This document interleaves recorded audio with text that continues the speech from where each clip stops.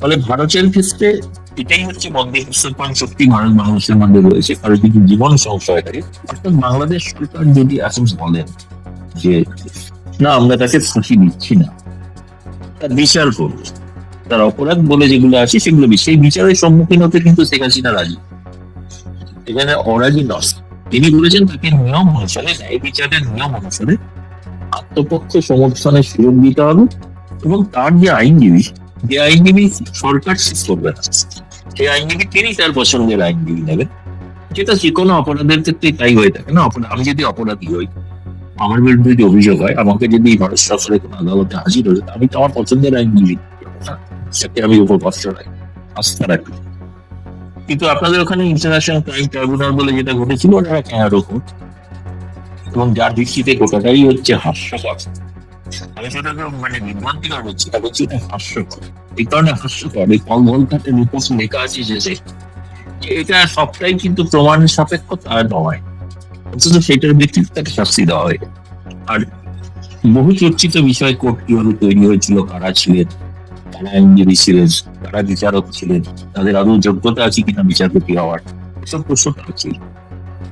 শেখ হাসিনা যে ভারতে আছেন, উনি কি মর্যাদায় আছেন? উনি কি ওখানে বন্দি মর্যাদায় আছেন নাকি অন্য কোনো মর্যাদায় আছেন? অনেকে বলেন যে উনি ভিভিআইপি মর্যাদায় আছেন, এবং তার সেখানে অবস্থান, এখানে একটা ধোঁয়াশা উঠেছে যারা জুলাইয়ের পক্ষের লোক রয়েছে, তারা হচ্ছে যে শেখ হাসিনাকে দেখা যায় না, শেখ হাসিনা শুধু মিডিয়াতে বক্তব্য দেয়, কারণ তাকে গৃহবন্দী করে রেখেছে।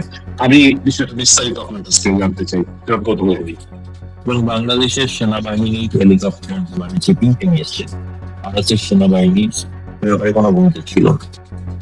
তিনি একজন অতিথি হিসেবেই আছেন, এবং অতিথি হিসেবে আছেন অবশ্যই দেশের সাবেক প্রধানমন্ত্রী, সে কারণে তার যেটুকু যা নর্মাল প্রোটোকল বা নিরাপত্তা, এবং সেই হিসেবে এখন যদি বলেন যে কিছু কিছু রাজনৈতিক নেতা আওয়ামী লীগের তারা সম্প্রতি যে দেখা করেছেন, কথা বলেছেন, তাদের কাছে ভারতীয় নিরাপত্তা রক্ষীরা অনেক মন্তব্য করেছেন উনি আমাদের কাছে এখনো প্রধানমন্ত্রী। এখন সেই রকম মর্যাদায় তাকে রাখা আছে, এবং এটা আছে নিঃসন্দেহে বিস্তৃত বন্ধু, এবং ভারতের সঙ্গে যে সম্পর্ক ছিল বাংলাদেশের, তার সম্পূর্ণ যে আজকে যে ভিত্তি তৈরি হয়, এই ভিত্তিটা বঙ্গবন্ধু শুরু করেছিলেন, কিন্তু সেটাকে একটা উন্নত শিখরে নিয়ে যাওয়া, যে কারণে সম্পর্কটার নাম দেওয়া হয়েছিল strategic relation beyond strategic relation, মানে স্ট্র্যাটেজিক রিলেশন হলো ঊর্ধ্বে, যাকে সাদা বাংলায় বলা হতো সোনালী ঐক্য। আর আপনি যে দ্বিতীয় প্রশ্নটা করবেন সেটা হচ্ছে যে বন্দি বিনিময় চুক্তি, আপনাদের দেশের গণ্যমান্য যারা মন্ত্রী পড়াশোনা করেছেন সকলেই বন্দি বিনিময় চুক্তিটা তারা আশা করি পড়েছেন, এবং আমি অনুরোধ করবো না পড়লে তারা আবার পড়ে নিন, দেখবেন তাতে কতগুলো ধারা লেখা আছে। স্পষ্টত একটা ধারা আছে যে কারোর যদি কোনো প্রাণ সংশয় হয় থাকে, তাহলে তাকে ফেরত দেওয়া হয়। ভারত কিছুকাল আগে পর্তুগাল থেকে এক সুখ্যাত অপরাধী আবু সালেমকে ভারতে প্রত্যর্পণ করিয়েছিল, এখানে এনেছিল, কিন্তু ভারতকে প্রতিশ্রুতি দিতে হয়েছিল যে তাকে ফাঁসি দেওয়া যাবে না, নির্দিষ্ট সময় পর্যন্ত তার বিচার হয়, বিচারে তার যেটুকু সাজা হয় সেই সাজা প্রাপ্ত হন, এবং তাই নয় সাজার পর তার মধ্যে মুক্তি হয়ে গেছে, এখন সাধারণ জীবনযাপন করছে, কিন্তু নজরে ছিল অবশ্য। মানে আমার মধ্যে কথা হচ্ছে প্রত্যর্পণ হতে পারে এক যদি ওই শর্ত গুলো যদি বাংলাদেশ সরকার মানে, তার জীবনহানি হবে না, জীবনে কোনো সংশয় থাকবে না, ন্যায় বিচারের সুযোগ দিতে হবে। এটা যদি বাংলাদেশ সরকার লিখিত ভাবে জানা, তাহলে কিন্তু ভারত সরকারকে বিচার করে দেখতে হতো। বাংলাদেশ সরকার যে লিখিত এরকম কমিটমেন্ট দিয়েছে, হ্যাঁ লিখিত দিতে হবে না, ভারতকে লিখিত দিতে হয়েছিল পর্তুগাল সরকারের কাছে যে আমরা তাকে ফাঁসি দেবো, বিচারের ফাঁসির আদেশ হলেও ফাঁসি দেবো। আচ্ছা, সেক্ষেত্রে শেখ হাসিনার মতামতের একটা বিষয় নিশ্চয়ই থাকবে। শেখ হাসিনার মতামত আছেন তিনি, কিন্তু আপনি হয়তো লক্ষ্য করে দেখবেন যে সম্প্রতি যে সমস্ত তিনি সাক্ষাৎকার দিয়েছেন, তার প্রধান কথাই হচ্ছে তিনি দেশে ফিরতে চান। দেশে ফিরে কি করবেন সেটা তিনি কিন্তু ইতিমধ্যে বলছেন, তিনি দেশে ফিরে রাজনীতিতে নামবেন, ভোটে দাঁড়াবেন, এসব কথা বলছেন। ওদের নিজের জন্মস্থানে তিনি ফিরতে চান, হয়তো গোপালগঞ্জে ফিরতে চান, টুঙ্গিপাড়ায় যেতে চান, কিন্তু দিল্লিতে তাকে এখন বর্তমানে যে অবস্থা রয়েছে সে অবস্থায় তো এরকম কোনো যদি আলাপ আলোচনা করে কোনো স্থির না হয় যে তাকে একটা যথাযোগ্য মর্যাদা না দিয়ে তাকে যেখানে আশ্রয়স্থল দেওয়া, আশ্রয় দেওয়া এবং তার একটা বিচারের ব্যবস্থা করা, সেটা তো অন্য বিষয়। সেটা তো বাংলাদেশ সরকার এমন তো কোনো কথা বলছে, তারা বলছেন বন্দি কর্তৃপক্ষ চুক্তি অনুসারে ব্যবস্থা নেওয়া হচ্ছে, কিন্তু যেটা বলছেন না সেটা হচ্ছে যে আমরা তাকে ফাঁসি দেবো না, সেটা মুখে বলছেন না। এই প্রশ্নটা সাংবাদিকদের করা উচিত। প্রত্যর্পণ চুক্তি অনুসারেই ফেরত হতে পারে, কিন্তু আপনি ফাঁসি দিলে সেটা ফেরত হয় না। তাহলে কি ফাঁসিটা বাদ দিয়ে অন্য কোনো বিচারের কথা বলছেন? এটা কি ভারতকে জানিয়েছে? দাদা এই জি সেই ক্ষেত্রে মানে এই বিষয়ে কি ভেতরে ভেতরে কোনো কিছু আগাচ্ছে বলে আপনার ধারণা? দেখুন, ভেতরে ভেতরে যদি হয়েই থাকে, একটা তো নিশ্চয়ই আমার নিয়ে সন্দেহ, মানে তার কোনো প্রমাণ নেই। তুমি জানেন যে কতগুলো মানুষ, কতগুলো নেতা যখন খুব জোর দিয়ে কিছু কথা বলে, সেটা হচ্ছে তার কনস্টিটিউয়েন্সিকে সেটা শোনানোর জন্য, কিন্তু আদতে কি তিনি সেটা করছেন? তাকে দেখাতে হয় প্রচন্ড ভারত বিরোধিতা, তাকে দেখাতে হয়। এই প্রসঙ্গে তো আপনাকে অন্য একটা কথা বলি, মানে এর সঙ্গে যোগ আছে, যোগসূত্র আছে। সেটা হচ্ছে যে ভারত সরকারের সঙ্গে বাংলাদেশ সরকারের একটা অন্য স্তরে, মানে কূটনৈতিক চ্যানেলেই যদি বলেন, অফিসিয়ালি না হলেও আনঅফিসিয়ালি কথা হচ্ছে, বিশেষ করে তারেক রহমানের চীন মালয়েশিয়া সফর। সেক্ষেত্রে তাদের একটা বক্তব্য আছে, বক্তব্যটা ভারত সরকার কিন্তু স্বীকার করে। সেই বক্তব্যটা হচ্ছে যে শেখ হাসিনা যেভাবে ডিপ্লোমেসি করতেন, সেই ডিপ্লোমেসি তো বিএনপি সরকার একই রকম করবেন, তাহলে তারা আলাদা দল কেন, আলাদা কেন?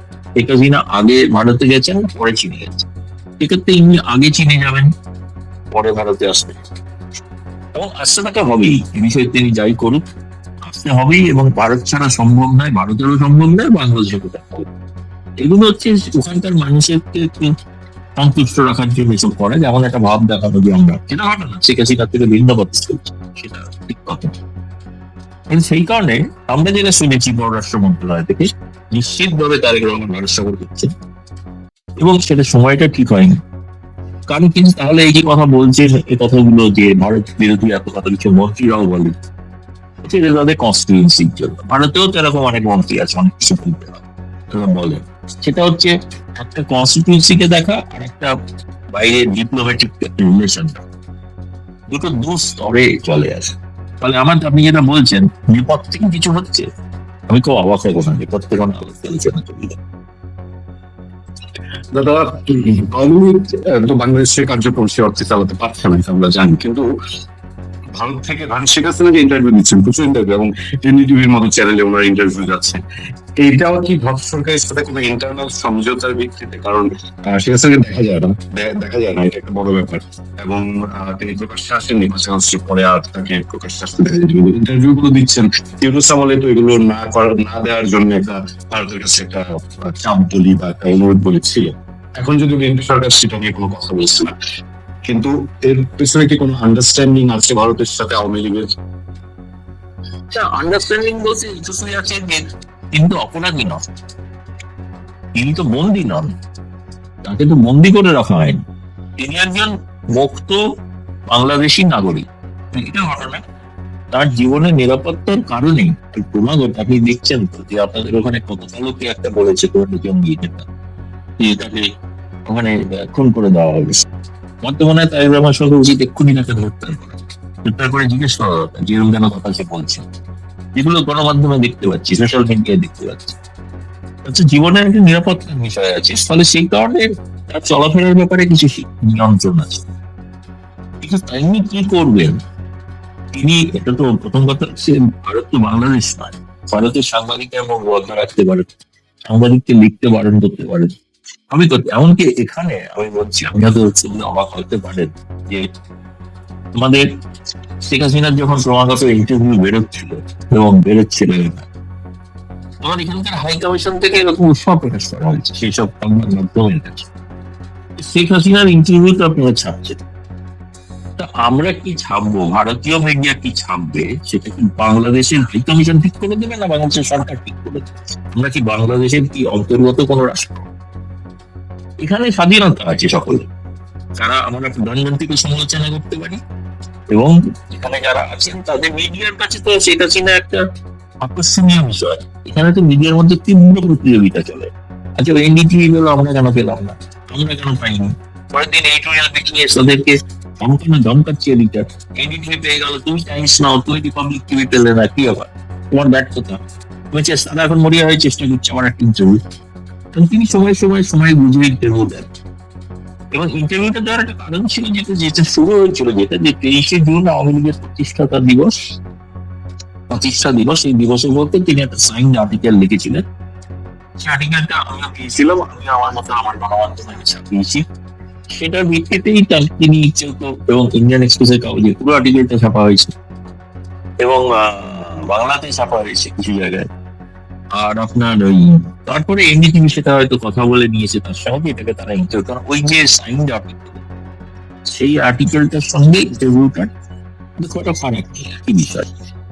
তাহলে এখানে ভারত সরকার তো আপত্তি করতে গেলে তো ভারত সরকারকে আপত্তি করতে হবে ভারতীয় মিডিয়াকে, ভাই তুমি সেটা ছিল ইন্টারভিউ নেবে, এরকম তো কিছু বলিস। তাহলে এটা তো আন্ডারস্ট্যান্ডিং এর বিষয় কিছু না। আমি তো এখনো বলছি, আবারও বলছি, দেখুন, অভিজ্ঞতা থেকে বন্ধু শত্রু চেনা যায় না। 15 বছরের অভিজ্ঞতা তো ভারতের কাছে সুখকর ছিল না। তিনি জঙ্গিদের কড়া হাতে দমন করেছিলেন, বাংলাদেশের জমি ভারত বিরোধী কিছু ব্যবহার করতে দেননি, এবং সেটাকে তারা প্রচার করলেন যে এটাকে ভারতের কাছে বিকিয়ে দেওয়ার বিষয়। কিন্তু এটা হাস্যকর ব্যাপার, কিন্তু সেই কারণেই কিন্তু আমার সরকারকে সতর্ক, তার বিরুদ্ধে আবার অভিযোগ নেওয়া হয়ে যেতে ভারতের কাছে। তিনি একটু ভারতের ব্যাপারটা একটু রয়েছে, এরকমই বলবো। তারেক রহমানের সম্পর্কে আমার তো একটা কথা এখন বলতে আমি বাধ্য হচ্ছি, বলবো সেটা হচ্ছে তিনি কিন্তু খুব সংযমী কথাবার্তা, তিনি কিন্তু খুব বেশি কথা বলেন, এবং এখনো আমি তার মুখ থেকে কোনো বিতর্কিত মন্তব্য, না বাংলাদেশের অভ্যন্তরীণ বিষয়, না বহির্বিশ্বের কোনো সম্পর্কের বিষয়, অত্যন্ত মেজার্ড কথা বলেন, এবং যেটা কিন্তু একটা রাষ্ট্রনেতার পক্ষে সহনীয়, এবং ফলে দিন দিন একটা, আমি বলবো তাকে নানা চাপের মধ্যে আছেন, ফলে সেই কারণে হয়তো তাকে অনেক কিছু সহ্য করতে হচ্ছে। কিন্তু তবুও এখন তার কিন্তু শতগুণ কিন্তু সম্মান এবং শুভেচ্ছা বহু মানুষের থেকে পেয়ে যাবেন তিনি সমর্থনও পাবেন যদি তিনি ওই প্রথম শুরু করুন ওই সাংবাদিকদের পরিবারদের মুক্তি বা তাদের সহায়তা, এটা যদি করতে পারেন, আমি বলবো যে শুধুমাত্র বাংলাদেশ, ভারতের সাংবাদিকরাও তার নামে জয় করবে যদি তিনি সাংবাদিকদের মুক্তি। নিশ্চয়ই এটা একটা আমরা তো কিন্তু কারণ আমাদের যারা আছে জেলে সবাই আমাদের হয় কলিগ, নাহলে খুব কাছের মানুষ, এবং যেই অভিযোগে ওনাদেরকে বন্দি করে রেখেছে, যে হত্যা মামলার বন্দি, এইটা বাংলাদেশে মনে হয় পাগলও বিশ্বাস করে না। আদালতে আছে বিষয়টা, কিন্তু কারো পক্ষে বিশ্বাস করা সম্ভব না যে ওনারা হত্যাকাণ্ডে জড়িত না। এটা তো একমাত্র একটা রাজনৈতিক সিদ্ধান্ত, যে সিদ্ধান্তটা এটা মূলত জামায়াত ইসলামী চরমপন্থাদের, কারণ এরা প্রত্যেকেই আওয়ামী লীগ পন্থী হতে পারেন, আওয়ামী লীগের হয়ে হয় জয়গান গুণগান গিয়েছেন, কিন্তু প্রচন্ড নিন্দা করেছেন, যার সে হচ্ছে ইউনুসের নিন্দা করেছেন, প্রকাশ্য সাংবাদিক বৈঠকে করেছেন। আমার মতে ইউনুসের কাছে প্রমাণিত হয়ে গেছে না, চোর, চোরকে চোর বলার কিন্তু অপরাধ তো নয়, অনেক কথাই বলেছে, কিন্তু তার হয়ে তাকে তো সাপোর্ট করার দরকার।